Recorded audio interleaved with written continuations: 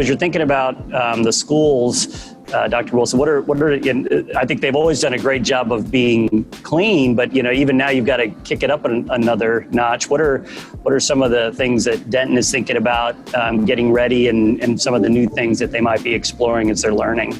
So that's just part of the list of things that we continue to work through. But the first thing we did was we increased our workforce in that area by about 10%. So that we could really have a good presence within our buildings. We also repurposed some of our nighttime cleaning crews to daytime cleaning crews, so that we were there to be just in time, real time, knowing that as we learn more about the virus and how long it lives on surfaces, it's probably more important that we're there right after someone leaves, and then do some other things at night that we can't do when people are in the spaces in their rooms. It's spring. If you think about it, we have 180 school buses, and that we have to make sure that we transport kids through and that we do that same cleaning service as you work through that.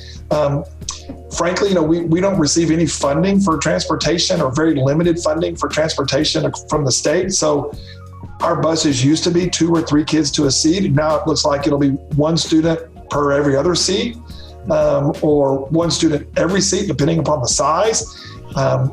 And so it's just continuing to evaluate and look at what all you have to do and have to be engaged with.